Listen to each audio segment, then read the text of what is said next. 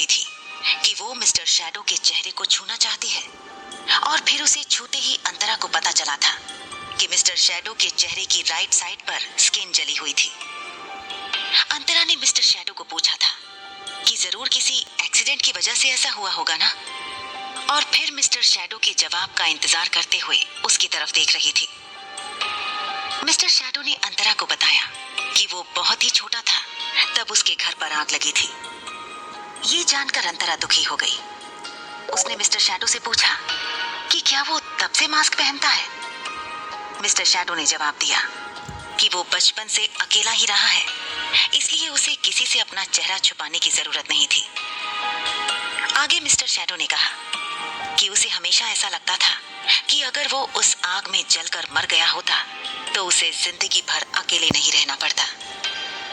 अंतरा ने mister shadow का हाथ पकड़कर कहा कि अब उसे अकेले नहीं रहना पड़ेगा, वो हमेशा मिस्टर शैडो के साथ रहेगी। और फिर अंतरा ने मिस्टर शैडो को बताया कि उसे एक और बात पूछनी थी, जिसका जवाब देना या नहीं वो मिस्टर शैडो की मर्जी है। ये सुनकर मिस्टर शैडो ने अपना सर हाँ में हिलाया। अंतरा ने मिस्टर शैडो को पूछा, आप हमेशा मुझे यही कहते आए हैं कि आपके कुछ अधूरे काम हैं जो आपको पूरे करने हैं। क्या उन काम का आपके चेहरे के घाव से कुछ लेना देना है? मिस्टर शैडो ने बिना हिचकिचाए जवाब दिया, हाँ, मुझे किसी से बदला लेना है। ये बोलने के बाद मिस्टर शैडो ने आगे कुछ नहीं बताया कि वो कौन था जिससे वो बदला लेना चाहता था। हालांकि अंतरा ये बात जानना चाहती थी, लेकिन उसने कुछ पूछा नहीं। उन दोनों की बातें चल रही थी, तब शहर की दूसरी तरफ एग्जीबिशन अच्छे से पूरा हो चुका था। ऋषभ ने अंतरा को कॉल करने की बहुत बार कोशिश की थी, लेकिन उसकी अंतरा से बात नहीं हो पाई। लेकिन फिर भी वो इतनी जल्दी हार नहीं मानने वाला था। विनोद शर्मा ऋषभ के साथ था, लेकिन उसे पता था कि उसका बॉस अभी ज्वालामुखी की तरह था जो कभी भी फट सकता था। इसलिए शर्मा बिना कुछ बोले चुपचाप ऋषभ के पास खड़ा था। हॉल की लाइट्स ऑन हुई और क्राउड धीरे धीरे हॉल से बाहर निकलने लगा। सेल्स मैनेजर मुस्कुराते हुए ऋषभ और शर्मा की तरफ आ रहा था, लेकिन शर्मा ने उसे ऋषभ के नजदीक आने से रोका और इशारे से समझाया कि वो ऋषभ से कोई बात ना करे। मैनेजर ने अपना सर हाँ में हिलाया कि वो समझ गया। उसके बाद शर्मा उसे ऋषभ से थोड़ा दूर ले गया और फिर मैनेजर को अपनी बात बताने के लिए कहा। मैनेजर ने अपने हाथ में पकड़ी हुई फाइल की तरफ इशारा करते हुए शर्मा को जानकारी दी कि आज डिस्प्ले में रखे गए सारे मॉडल्स बिक चुके हैं और उन्हें काफी सारे प्री ऑर्डर्स भी मिले हैं। ये सुनकर शर्मा ने ऋषभ को देखा और उसे ख्याल आया कि अभी ऋषभ का जो मूड था, उसके हिसाब से अगर डिस्प्ले में रखी गई सारी कार के 100 मॉडल्स बिक जाते तब भी ऋषभ को खुशी नहीं होती। मैनेजर ने ऋषभ के चेहरे पर नाराजगी देखकर शर्मा से पूछा कि बॉस को क्या हुआ है। शर्मा ने जवाब दिया कि उसे भी नहीं पता कि ऋषभ को क्या हुआ। जब से वो अंतरा से मिलकर वापस आया था तब से उसका मूड ऐसा ही है। ये सुनकर मैनेजर ने शर्मा से पूछा कि अंतरा कौन है। शर्मा ने फ्रस्ट्रेशन में याद दिलाया कि अंतरा उनके शो की मेकअप आर्टिस्ट है। ये सुनते ही मैनेजर को याद आया कि अंतरा पिछले शो में मॉडल भी बनी थी और लोग उसका कांटेक्ट नंबर मांगने के लिए पीछे पड़ गए थे। शर्मा को अफसोस हुआ कि उसने अंतरा को मॉडल बनाया था, क्योंकि बाकी लोगों के साथ उनका बॉस भी अंतरा के पीछे पड़ गया था। शर्मा की बात सुनकर मैनेजर ने याद किया कि कैसे अंतरा जब पहले दिन आई थी तब एकदम बहन जी जैसी लग रही थी। किसे पता था कि उन पुराने कपड़ों के नीचे एक परी छुपी थी।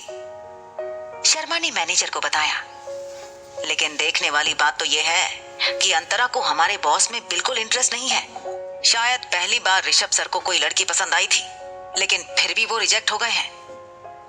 ये जानकर मैनेजर चौंक गया और उसने कहा, ऐसे कैसे हो सकता है शर्मा जी? मैंने कभी सोचा नहीं था कि अंतरा जैसी मामूली मेकअप आर्टिस्ट इतनी नकचड़ी हो सकती है कि वो ऋषभ सर जैसे बड़े आदमी को रिजेक्ट कर दे।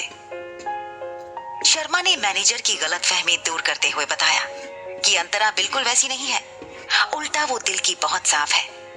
और फिर शर्मा ने कहा कि उसे लगता है कि जरूर अंतरा किसी और से प्यार करती है, इसी वजह से उसने ऋषभ को रिजेक्ट किया होगा। वो लोग और गॉसिप करना चाहते थे, लेकिन उन लोगों ने ऋषभ को उनकी तरफ आता देख लिया और वो चुप हो गए। ऋषभ के चेहरे पर पहले से और ज्यादा नाराजगी दिख रही थी। ऋषभ ने उन दोनों के पास आकर सेल्स मैनेजर से कहा, बताओ। ये सुनकर मैनेजर ने ऋषभ से पूछा, क्या सर? ऋषभ ने उसे डांट दिया, आज की सेल्स परफॉर्मेंस की रिपोर्ट तुमसे और किस बारे में पूछूंगा? ऋषभ की बात सुनते ही मैनेजर डर गया और उसने रिपोर्ट देते हुए कहा कि एग्जीबिशन में कार के टोटल 12 मॉडल्स डिस्प्ले किए गए थे और हर मॉडल के 3-3 यूनिट्स एग्जीबिशन में रखे गए थे और उन्हें टोटल 200 कार यूनिट्स का ऑर्डर मिला है। कुल मिलाकर उनका आज का सेल्स पिछले एग्जीबिशन से दुगना है। ये सुनकर शर्मा की आंखें चौड़ी हो गईं और उसने पूछा कि अचानक से सबको एसयूवी में इतना इंटरेस्ट कैसे जाग गया? मैनेजर ने अपना गला ठीक करते हुए जवाब दिया, जहां तक मुझे लगता है सेल्स के उछाल की 2 वजह हैं। पहली ये कि काफी सारे क्लाइंट्स पिछले शो की एक मॉडल की तलाश में आए थे। वो लोग आज फिर से उस मॉडल का कांटेक्ट नंबर मुझसे मांग रहे थे। और दूसरी वजह यह भी हो सकती है कि मिस्टर महेश दीक्षित ने हमारा सबसे महंगा कार मॉडल खरीदा था। ये कहने के बाद मैनेजर ने समझाया कि आज काफी सारे रियल एस्टेट कंपनी के मालिक और बिल्डर्स शो में आए हुए थे। महेश दीक्षित के इंटरनेशनल गार्डन डिजाइनर होने की वजह से महेश के साथ पहचान बनाने के लिए काफी लोगों ने कार खरीदी थी, ताकि वो लोग महेश को इम्प्रेस करके उसके साथ टाई अप कर सकें। ये सुनकर ऋषभ ने मैनेजर से चिढ़ते हुए कहा, तो तुम ये कहना चाहते हो कि किसी ने कार्स मेरी डिजाइन की वजह से नहीं खरीदी? अगर आधे गेस्ट्स अंतरा के लिए आए थे और बाकी के आधे लोग महेश दीक्षित के लिए, तो फिर ऋषभ का एग्जीबिशन करने का क्या मतलब था?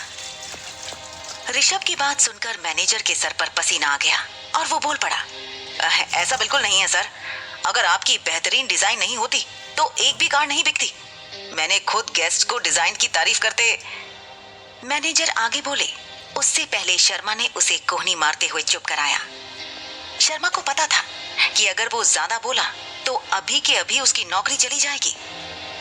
मैनेजर आगे बोलने से रुक गया और अपना सर झुकाकर ऋषभ के इंस्ट्रक्शंस के इंतजार में खड़ा हो गया। ऋषभ ने मैनेजर को ऑर्डर दिया, अंतरा के बारे में पूछने वाले हर एक आदमी का नाम और वो कौन सी कंपनी से जुड़ा है उसकी एक लिस्ट बनाओ। वो लिस्ट मुझे मेरे टेबल पर जल्द से जल्द चाहिए। ये सुनकर मैनेजर ने हाँ में अपना सर हिलाया और सुझाव दिया कि